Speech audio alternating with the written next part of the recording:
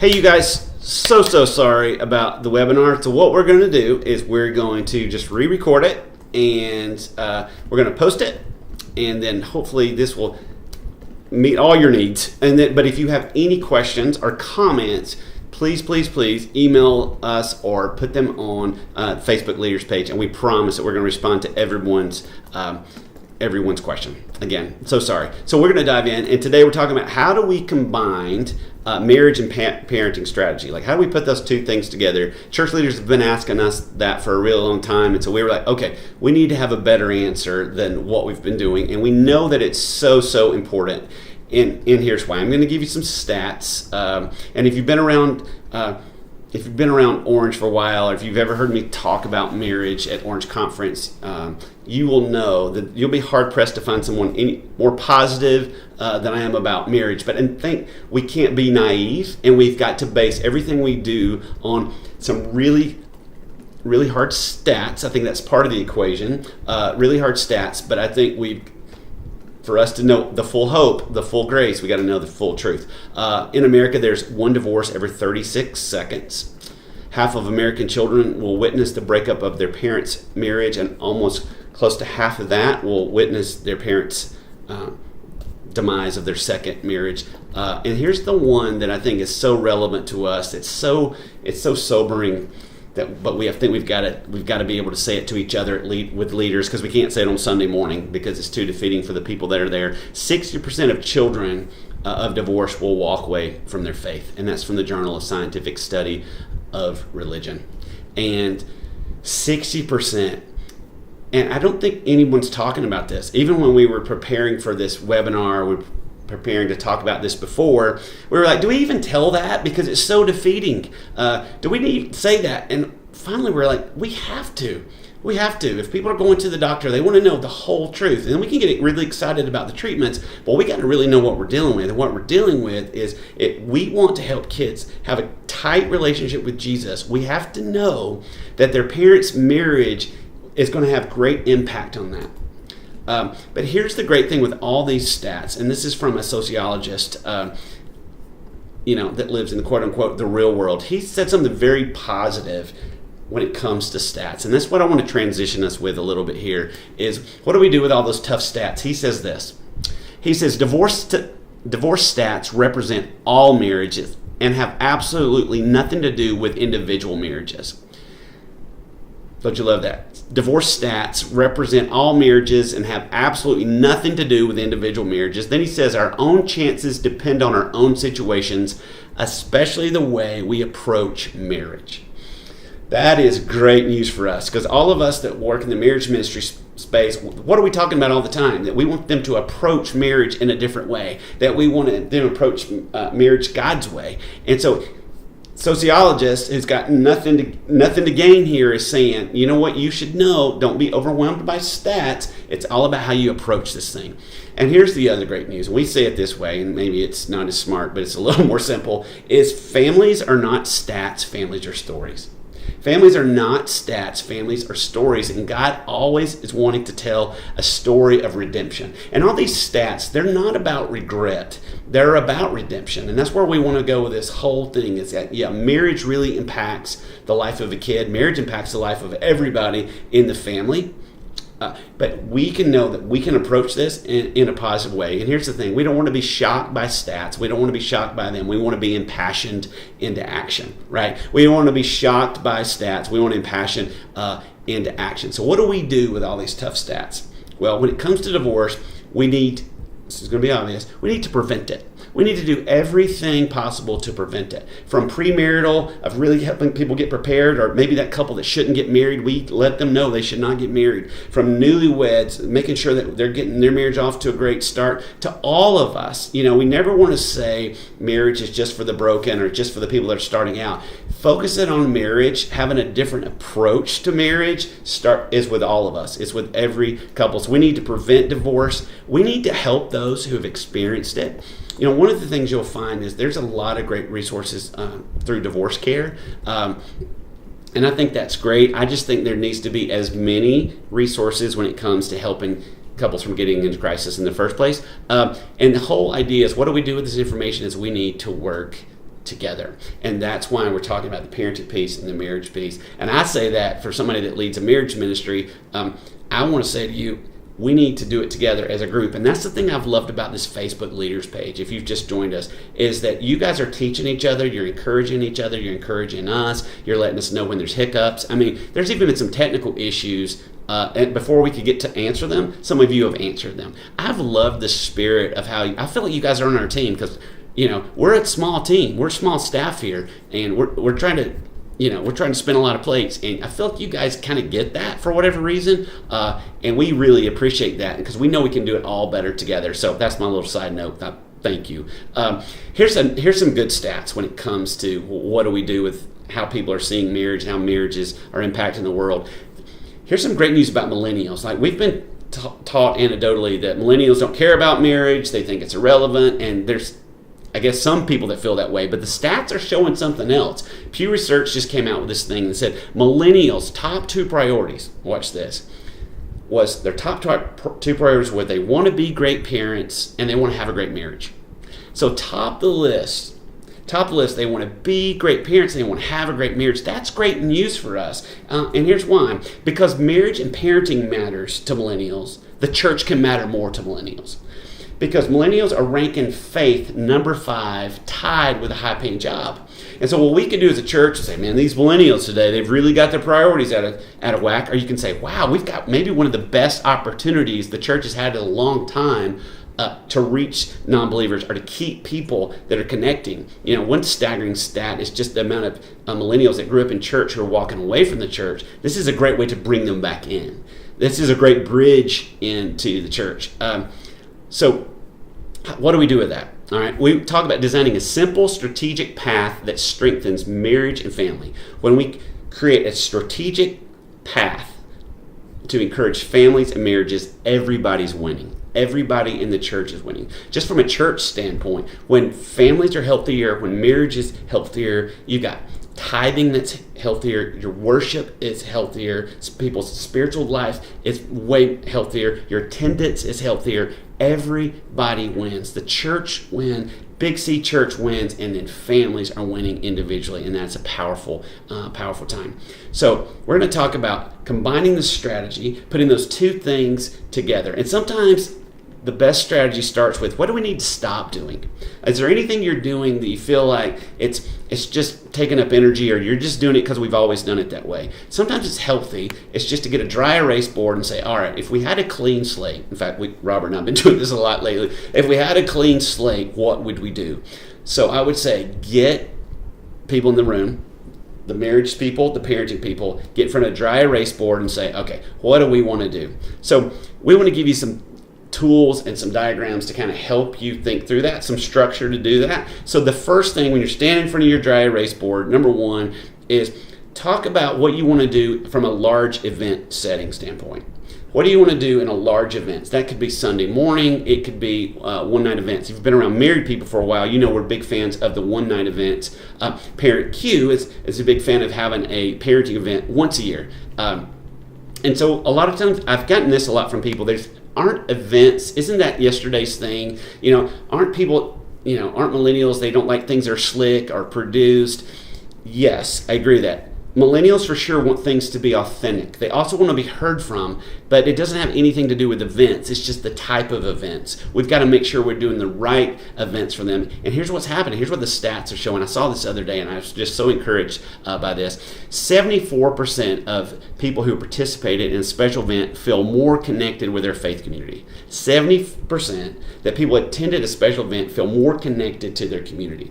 Because sometimes Sunday morning, you're kind of coming in there sideways, and you don't get to talk to people, whatever. They feel like there's something more intimate, naturally, because it's smaller. If you're doing a specialized event, it's going to be smaller than a Sunday morning, so people feel like they're more connected to community. 70% believe special events allow them to meet others of their faith. So like these events, I'm going to get to meet somebody. There's something we're talking about. So we need to think about that when we're creating events, that people want to connect with each other. 69% agree that special event attendance actually strengthens their faith. So almost 70% of people think, if I go to this, it's going to be really great for my faith. 56% affirm that events help them overcome life difficulties. So you got 56% say that these events were really great at overcoming a very specific area of their life, some difficulty of their life. It really met that felt need. And is there any greater felt need than parenting in marriage? And finally, 49% of people agreed that special events makes evangelizing easier. 49% says, hey, this is what they used to tell me at North Point. They said it's easier to invite somebody to a Saturday thing on marriage than Sunday morning church. So it creates these things that allows people to invest and invite to your church. So events. So you're sitting there in front of your dry erase board. You go, okay, all right, what do we want to do? Events. Some of you may start with 1. Some of you may start with 2, but just talk that out. The other thing is this whole idea of small groups. Now, I know all my married people, folks, that are hanging out. You've heard this talk so many times, you could give it yourself. So I try to bring some fresh, new information on this, so don't check out just yet. But when we talk about small group experiences, one of the things that's been flooring me is there's this book by Sebastian Junger called The Quest of Tribe. Secular book. You're not going to want to give it to your leaders necessarily, but I feel like I learned so much because you've got from a secular perspective. And granted, isn't that who we're trying to reach? I know we want to reach believers, but we always also want to reach out in the world. And here's what the world is saying when it comes to small groups or when it comes to being in community. Sebastian Junger said, community isn't community anymore. It's just a collection of homes. People used to live in community. Now we live in a collection of homes where we push the garage door, we go in, it drops down, and we don't talk to the people next door. He believes that the biggest issue in the United States is that we no longer need each other. The biggest issue in the United States is we no longer need each other. And he talks a lot about how we see this. We see the best of people during tragedy. Because right now, the only time we're needing each other is during tragedy. Because right now, our needs are met. We are living indoors. Sure, we have some needs, but for the most part, our physical needs are being met. And so he says, you watch the best come out of people. He used the example of the flooding in Houston.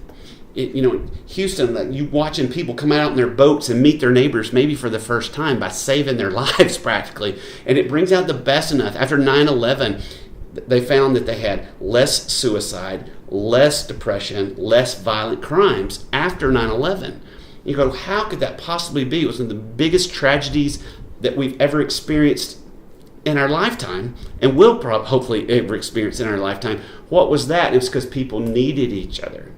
So we got to create a world that's not revolved around tragedy to connect, but because of who God is. We're going to connect because of who God is. And that's what he wants. Sure, we're there for each other during tragedy, but don't we want to be there for each other during times of joy? Don't we want to be there to laugh with each other? We got to focus on community. And I love this verse from Romans. It says, Romans 1:12 says, I mean that I want us to help each other with the faith we have. Your faith will help me, and my faith will help you. That there's something that happens in the body that we're just not going to experience by ourselves. And we have to take people who are living in a collection of homes and put them in, not in communities of 2, but in the body of Christ. So, the other part of this, so we talked about large groups, then your dry erase board, and you say, what do we want to do from a small group perspective? The final thing is marriage and family tools, parenting and family tools. Like, what are these tools that we can give you or you can give to parents? So our goal is always to give you tools for you to give to parents and give to marriage. So what are those tools for you? So I'm going to give you, here's our tools, and then you can create your own. But you're going to want to get in front of a dry erase board and go, okay, what are our tools? Some tools that we have, we create date nights. If you're brand new to married people leaders, scroll down in the feed and you will see people doing a great job with date nights. You guys are killing that, by the way. The date night bags look great. They're giving creative ideas, and I love how you guys serve each other all the time and give each other ideas and where did you get that, and we love it. We love to watch you guys do that. So you can check that out. We create the date nights, kind of the journey, kind of the content, and then you guys are taking it and making the presentation better than we ever could. So it's really great that way. The other thing we create is a thing called Married People Monthly. It's an email that's really, really fun. We send it to you and you send it out to couples of your church. That's been one of the most popular things because it's easy to do and it's current. It's where people live on their phones. So that's a fun thing. We have a blog. that we're posting every week to leaders, church leaders like you, and also straight to couples. And that's another thing we've done. We've taken marriedpeople.org used to be for church leaders. Now marriedpeople.org is for couples. Marriedpeoplechurches.org is for leaders, because people thought marriedpeople.org was for married people. So we thought, let's just leverage that. And for churches that can't do anything for a while when it comes to marriage, they can just point them to marriedpeople.org, where they're going to find the blog, but they're also going to find our new podcast. So we're on our 50th episode. I don't guess we're new anymore, and it's going really, really well. People are loving it. We're getting great response. Speaking of millennials, I'm hosting it, but I'm hosting it with two millennial co-hosts. We've got one it's a blended family. She got married and got a 12-year-old stepson all in the same day. And then we have CJ, who, the thing I love about the podcast, we've been really transparent and real. And he and his wife, Terry, have been struggling with infertility for the last few years. They just got pregnant, which we're very, very excited about. But they were brave enough to share their journey. And so what we're getting is we say we want to make this podcast real, fun, and simple. And that's what people are saying. Thank you for making it real, fun, and simple. So check out the podcast.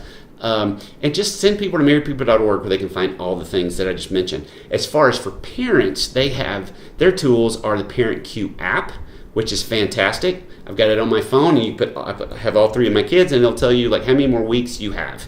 One just ran out. He's about to start college, which don't even get me going because I'm getting a little misty. But it's a really powerful tool. It speaks specifically to the phase that your kid's in. Super powerful there. They've also got a great blog. They've also got a great podcast that you're going to like. They have a great social media plan, and you can find it at theparentq.org. Now, I want to highlight one of our churches who took all these different things that we talked about, from being the reality of how bad families are struggling, to taking the large groups, small groups, and individual couples. It's Lighthouse Church in Seattle, and our good buddy Kim has done such a great job, and their team has done such a great job. So here's some things that we have learned from them. Is number one is get your leaders in the same room. Get your marriage leaders and your parenting leaders in the same room in front of that dry erase board I keep talking about. Number two, you're going to want to spotlight your combined strategy either on a Sunday morning or some kind of event where you let people know this is what we have for you. No one's waking up in the morning going, I wonder what my church has for me on marriage and parenting. We gotta go after them. I was talking to church leaders today, and they said that they put all of their videos on Facebook, but they also, you can watch their church, you can watch the messages live. They said 10 to 1 people are doing it on Facebook versus their website. So something to think about, because that's where people are. They can also share things easier on Facebook. You post up in someone's feed by simply sharing. So that's another thing. You want to spotlight that with an event or online.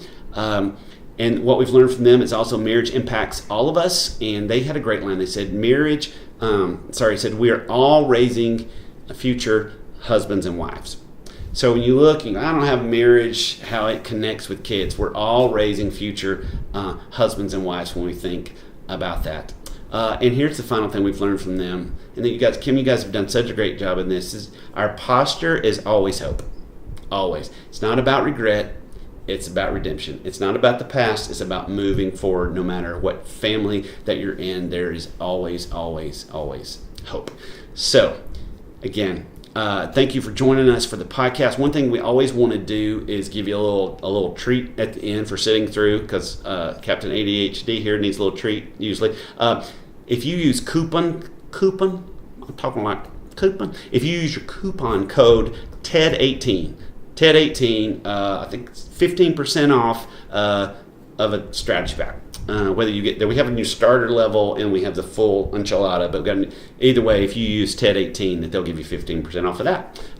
But we want you. This is a little bit different. We always do these things live. We had to do this one differently because we're having technical difficulties. So any questions that you have, post them in Facebook Leaders. Email them to us. We promise we will answer those for you as quickly as we can get to those. But again, sorry for the technical hookup. Can I give them your email? Yes. What's that? Give them your email so they can know how to... No, yeah. Giving them... I'm going to give you Robert's email. No, I'll give you my email. It's tlow@rethinkgroup.org. tlo@rethinkgroup.org. You let us know, and we will get right back to you. Thanks, you guys. Thank you for doing what you do. Thanks for loving on couples. We know that we're in the pioneering stage of this whole thing of figuring out how to do Marriage Ministry 2.0, but you guys are killing it. We're here for you. Let us know if you need anything. We believe in you, and don't